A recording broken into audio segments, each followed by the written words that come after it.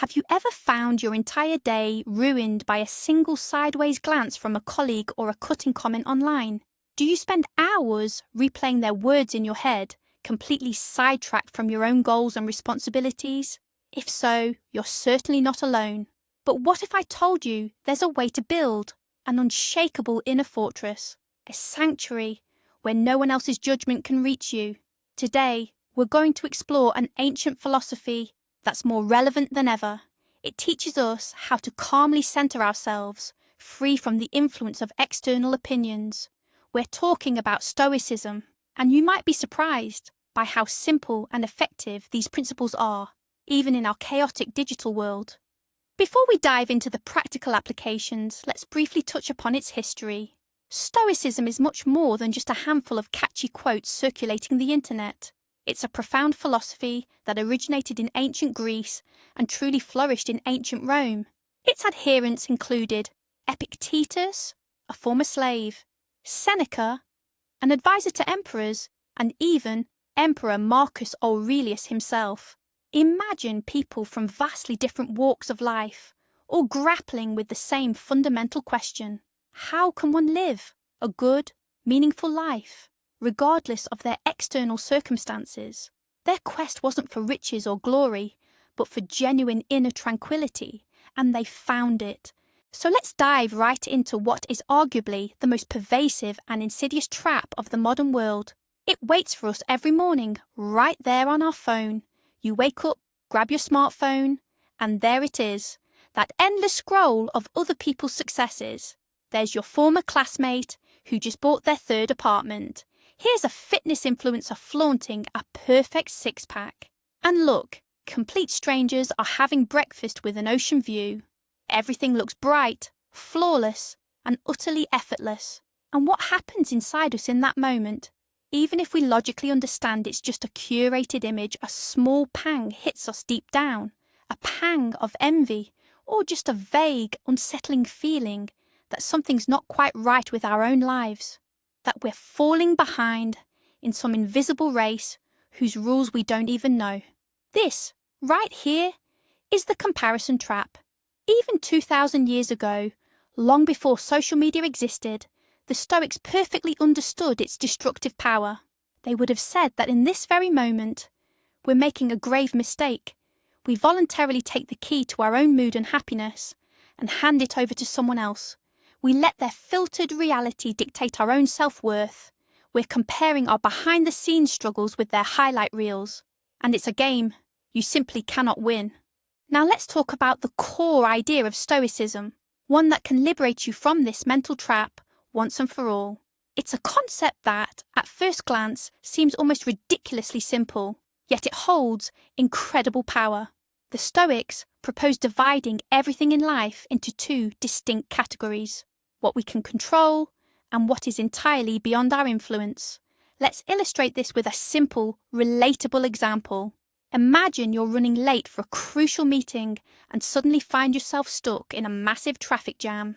Minutes tick by and frustration starts to boil inside you. You might find yourself honking nervously, cursing at other drivers, or blaming the city's roadworks. Sound familiar? Now let's view this through a Stoic lens. What in this exact situation is truly within your control? Can you magically make the traffic disappear or force the cars to move? No. Can you go back in time and prevent yourself from being late? Of course not. These are external circumstances, entirely outside your power. But what you can control are your reaction and your attitude. You could spend those 20 minutes stewing in pointless anger, which will only ruin the rest of your day and raise your blood pressure. Or you could take a deep breath, accept the situation, send a quick message about your delay, and then put on an interesting podcast or just enjoy some of your favourite music. The traffic hasn't vanished, but your internal state has fundamentally changed. And that, right there, is the profound power of this simple distinction. If we can't even get a car to budge, what is truly within our power? The Stoics offer a surprisingly concise and comprehensive answer. Only 3 things are entirely within our control. Remember them: our judgments, our aspirations, and our actions. Let's break that down. Our judgments aren't just random thoughts that flit through our minds. They are the narrative we create about what's happening. Is a traffic jam a catastrophe or merely a delay? Is criticism from your boss the end of your career or feedback for growth? We alone choose how to frame an event. Our aspirations are what we choose to pursue. We could desire wealth, fame, or the affection of another person, all things outside our control. Or we can strive to be honest, courageous, and just. In other words, to work on our character. This choice, too, is entirely ours. And finally, our actions. Our words and deeds, moment by moment. How do we respond to rudeness? Do we help someone in need? These are direct expressions of our will, judgments, aspirations, actions. That's it. This is our personal kingdom, where we reign supreme. Everything else lies beyond its borders. So, what is beyond our control? Essentially, almost everything else. Think about it. The weather outside, the state of the economy, even our own health, which can let us down at any given moment. And of course, everything that's already happened in the past. That's set in stone. But perhaps, most importantly, and often most painfully for many of us, are the opinions, words, and actions of other people. Let's be honest, we pour a tremendous amount of our energy into this. We try to win over people who are completely indifferent to us. We attempt to persuade those who refuse to listen. We stress over criticism from individuals whose opinions we don't even respect. Attempting to control these things is like trying to stop the rain by shouting at the sky. You can yell at the heavens, rage at the clouds, but all you'll achieve is getting drenched and losing your voice. The Stoics wisely taught that dedicating your life to fighting things you cannot control is the fastest and most certain path to frustration and anxiety. You are simply burning your most valuable resource in vain. Let's talk about a silent epidemic plaguing our modern world. The tyranny of external opinion. We live in a culture driven by likes, approval, and constant evaluation. From childhood, we're conditioned to ask, what will people say? We constantly scan the faces of those around us, searching for signs of approval or disapproval. This fear of rejection, of being ridiculed, is deeply ingrained within us. We meticulously select photos for social media, aiming to project an image of success. We hesitate to ask a silly question in a meeting. We buy things not because we genuinely like them, but because they're in style or trendy. Essentially, we're performing a role dictated by others. The Stoics, however, approach this with clear-eyed realism. They teach that your reputation exists solely in the minds of others. It's their perception, their thoughts. While you might influence it to some extent, you'll never have complete control. Someone might dislike you simply because you remind them of an unpleasant person from their past. Your reputation is an external factor. It doesn't truly belong to you, but your character, your principles, your integrity, these are things you build yourself, brick by painstaking brick, with every single action you take. Which of these truly holds more weight? The answer, of course, is self-evident. And here's a powerful, practical tool to loosen the grip of that fear. Focus on your actions rather than how they'll be perceived or judged.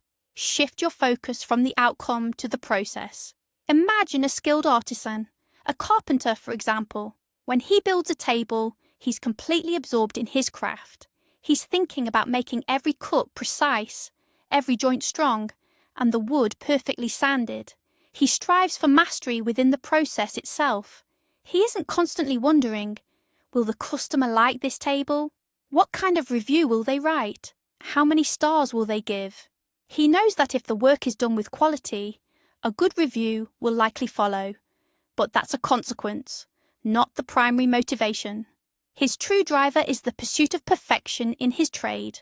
Try applying this mindset to your own life. When you prepare a presentation, focus on making it clear and valuable, rather than how much applause you'll receive. When you help a friend, do it genuinely, not in expectation of gratitude. Invest in the quality of your actions, and the opinions of others will stop being your main goal, becoming instead a positive byproduct. All right, but what happens when criticism and judgment are thrown right in your face? When someone says something truly nasty or outright insults you, the instinctive reaction is to flare up, take offence, and either defend yourself or lash out in return.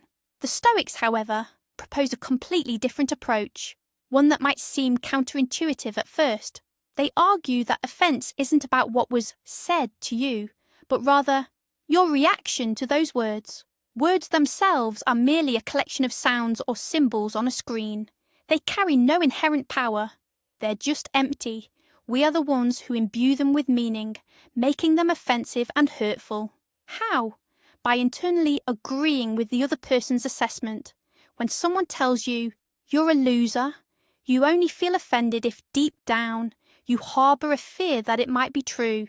You essentially accept their judgment and allow it to wound you. The Roman emperor and Stoic, Marcus Aurelius, famously wrote in his Meditations, "Dismiss the judgment, and you are saved from offence." If you truly know your worth, if your self-esteem isn't dependent on external validation, then others' words will be no more than the passing wind to you. They will simply blow past, unable to touch you. It all boils down to the power of our perception. This is another fundamental principle of Stoicism. It's not the events themselves that make us unhappy, but our judgments of them. Imagine a simple scenario. You spill a cup of hot coffee on yourself just as you're about to head out the door. You could perceive this as a catastrophe of epic proportions. Great, my day's ruined already. Now I'm going to be late. This shirt is completely spoiled. Why does this always happen to me? If you leave the house in that mindset, your entire day will likely go downhill from there. Or you could look at it differently. Okay, that's annoying. I need to quickly change my clothes. At least I didn't burn myself. It's just a minor inconvenience. The event is the same, a spilled cup of coffee. But your assessment, the story you tell yourself, completely dictates your emotions and subsequent actions. Stoics teach us to master our perceptions. They encourage us to recognise that between an event and our emotional response to it, there's a tiny gap. And within that gap lies our freedom. The freedom to choose how we react to any life situation, from a minor mishap, like spilled coffee, to significant upheavals. This is why the Stoics so strongly recommend cultivating one crucial skill, the art of the pause. Between an event and your reaction lies a tiny, almost imperceptible space. In everyday life, we usually rush right past it on autopilot. Someone cuts us off on the road, and instantly we're honking and fuming. Our boss makes a critical comment, and we immediately take offence. The challenge is to learn to catch that moment, to widen that gap. When something happens, don't immediately dive into your emotions. Take a micro pause, inhale, exhale, and ask yourself one simple question. Is this within my control or not? This simple practice has the power to work wonders. It pulls you out of automatic reaction mode and shifts you into a state of conscious choice. You stop being a puppet to your emotions and external stimuli. You become the one pulling the strings. Initially, this will feel challenging. Autopilot is incredibly strong, but with every small victory, with every conscious pause, you'll strengthen this muscle of self-control. And eventually, a conscious reaction will become as natural to you as an impulsive one once was. Here's a somewhat paradoxical yet incredibly effective technique from the Stoic playbook. It's called premeditation of evils, or more simply, negative visualization. While it might sound a bit gloomy, it's actually a powerful tool for cultivating peace of mind and gratitude. The core idea is this: every now and then, imagine losing something you cherish. The purpose isn't to wallow in despair or stress yourself out. Quite the contrary. Imagine for a moment that you suddenly don't have your job, or that you've had a serious falling out with a loved one, or that your old but trusty laptop has finally given up. What's the outcome of such an exercise? When you return to reality, you start seeing all these things through entirely new eyes. The job that once felt like a tedious routine now appears as a source of stability. A loved one whose presence you've grown accustomed to is now seen as an invaluable gift. Even that old laptop sparks a feeling of gratitude just for functioning. This practice truly kills two birds with one stone. Firstly, it prepares you for potential losses. making you more resilient. And secondly, and perhaps even more importantly, it teaches you to truly appreciate what you have right now, rather than taking it for granted. All these practices, the dichotomy of control, managing your perceptions, and negative visualization, help you construct what the Stoics called your inner citadel. Imagine a medieval fortress with high walls and a deep moat. Outside, war might rage, enemies might besiege the city, but within that citadel, you remain safe and calm. Your inner citadel is your mental sanctuary. It's a state of mind you can retreat to at any moment to find peace, even when chaos reigns in the external world. Fired from your job, that's an external storm. But within your citadel, you can calmly and rationally consider your next steps. Someone betrayed you? Outwardly, there's pain and disappointment. But inside, you maintain your dignity and decide how to live with that knowledge. No one can take this fortress from you. It cannot be destroyed from the outside. Only you build it brick by brick with your thoughts, your reactions, and your values. And the stronger its walls, the less external events can throw you off balance. You cease to be a fragile boat, tossed about by every wave of others' opinions or unfortunate circumstances. Instead, you become a lighthouse standing unshaken amidst any storms. Now let's truly reflect on the most precious and irreplaceable resource you possess. It's not money. You can always earn more. It's not possessions. You can buy new ones. It's your time. Every second that slips away is gone forever. And here's what happens when we obsess over others' opinions. You read a biting comment online, and for the next 2 hours, you're replaying it in your mind, having imaginary arguments, fuming with anger. Those 2 hours are simply erased from your life.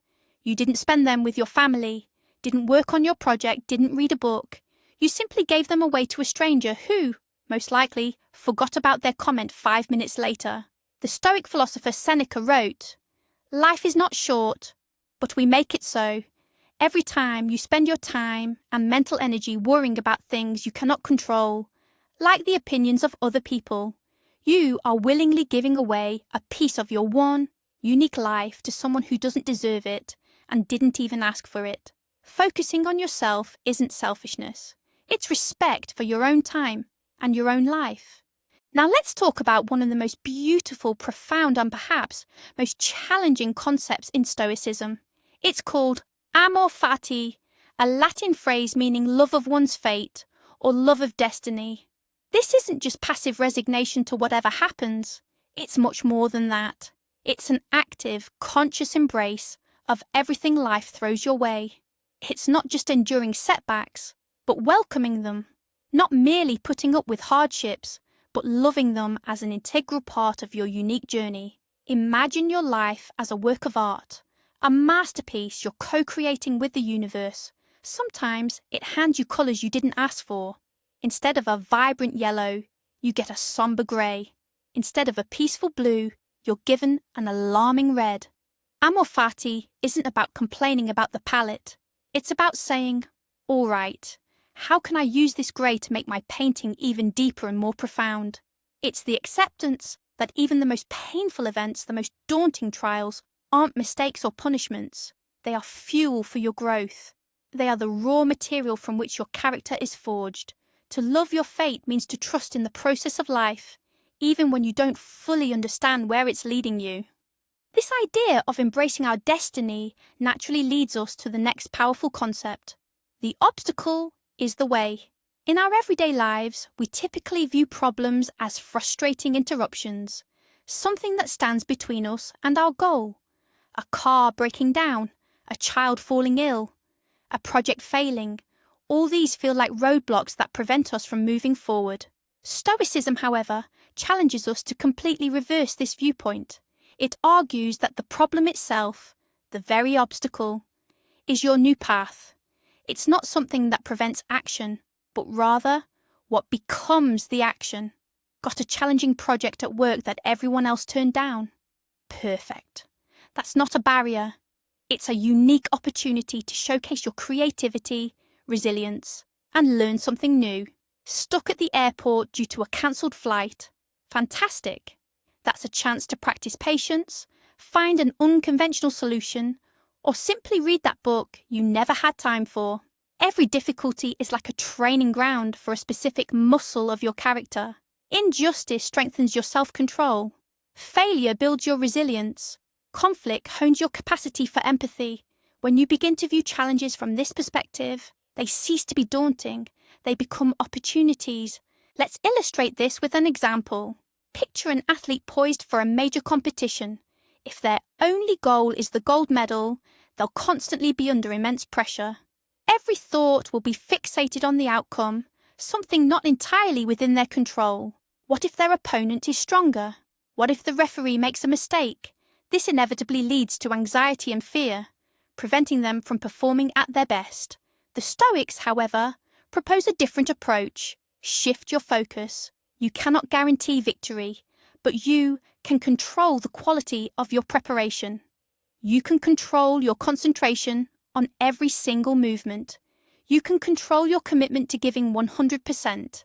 And when you make this shift, something truly remarkable occurs. The fear of failure begins to fade. It's replaced by the pure joy of the process itself, the satisfaction of pushing your own limits, and the deep sense of personal mastery. Winning or losing becomes secondary. What truly matters is how you navigate that path. The outcome, whatever it may be, then becomes a pleasant bonus, rather than the sole purpose upon which your entire self-worth hinges.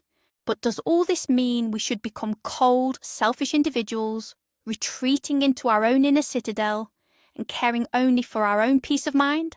Absolutely not. This is one of the most common misconceptions about Stoicism. In fact, Stoics spoke extensively about our duty to society, highlighting that we are social beings, integral parts of a larger whole. They considered justice and helping others to be among the foremost virtues. Be a good friend, a responsible employee, a caring parent. Contribute to the greater good. But here lies the key nuance that defines the Stoic approach. Do this without attachment to the outcome, and without expecting anything in return. Help others because it's the right thing to do, not to gain their gratitude or approval. Be kind because it's a reflection of your character, not because you hope for reciprocity. After all, the gratitude and reactions of others are beyond your control. Do good for goodness sake, and then you will never be disappointed. Sometimes seeing our problems in their true light requires nothing more than a change of perspective. The Stoics, for instance, proposed a powerful mental exercise often referred to as the view from above, or cosmic perspective. Next time you find yourself consumed by anxiety, say over an upcoming conversation with your boss, try this. Mentally ascend above yourself, look down at the room you're in, then rise higher, to see your house, your street. Go even higher, until your city looks like a mere pattern on a map. Keep climbing. Soon you'll see your entire country, then the whole continent. And there it is, our blue marble of earth, drifting in the vast black emptiness of space. Gaze upon this tiny speck of dust in the boundless universe. Now try to locate yourself and your problem, that fear of an upcoming conversation, on that minuscule dot. How important, how enormous does it truly seem against the backdrop of eternity and the sheer immensity of space? More often than not, it simply dissolves away. This exercise doesn't diminish your feelings or invalidate your concerns. Instead, it helps place them into their proper context. It serves as a powerful reminder of how insignificant and transient many of our anxieties truly are. Anxieties we often grant far too much importance. To transform these beautiful theories into a practical working philosophy, continuous self-reflection is essential. And here, the Stoics offer a remarkably concrete and effective tool: journaling. But don't imagine a typical Dear Diary, where you simply recount the day's events. Instead, think of it as a dedicated journal for introspection, ideally written in the evening. The key is to ask yourself the right questions. For instance, which of my actions today were guided by wisdom and which by mere emotion? In what situations did I succumb to things beyond my control? Where could I have handled things differently or simply done better? What can I be grateful for from this day, even if it was a challenging one? This kind of honest dialogue with yourself helps you track automatic reactions, pinpoint your weaknesses, and truly recognize your progress. Think of it like a workout at the gym.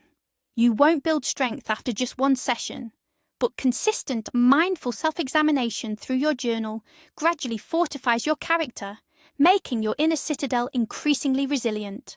It's your personal Stoicism coach, always right there with you. Another crucial practical aspect that the Stoics emphasized is the conscious choice of the company you keep. There's an ancient saying, "Tell me who your friends are, and I'll tell you who you are." The Stoics understood that emotions and behavioral patterns are contagious. If you constantly surround yourself with people who complain, criticize, gossip, and perpetually focus on the negative, their anxiety and dissatisfaction will inevitably rub off on you. You'll begin to see the world through their jaded eyes. Your energy will be wasted either supporting their complaints or defending yourself against their criticism. Conversely, if you surround yourself with wise, serene individuals who are committed to growth and self-improvement, you'll begin to change for the better yourself. Their example will inspire you, and their support will give you wings. This doesn't mean you need to abandon all your old friends, but it does mean consciously choosing who you spend the majority of your time with. Your environment is either the wind that fills your sails or the anchor that drags you down. The choice is yours. So where does this path ultimately lead? What is the true objective of Stoic practice? It's not about becoming an unfeeling robot, suppressing all emotions. That's a common misconception. The Stoics didn't advocate for getting rid of joy, love, or compassion. The goal is to achieve a state they called ataraxia. Translated from Greek, this means imperturbability or serenity. It's a state of deep inner calm and mental clarity that doesn't depend on external circumstances. Imagine a deep lake. On its surface, there might be ripples from the wind, or rain might fall. But deep down, there's always stillness and peace. Ataraxia is precisely this inner depth. This doesn't mean you stop feeling. You'll still experience joy in successes and sorrow in setbacks. But these emotions will no longer overwhelm you. They'll be like waves on the surface, not disturbing your fundamental core.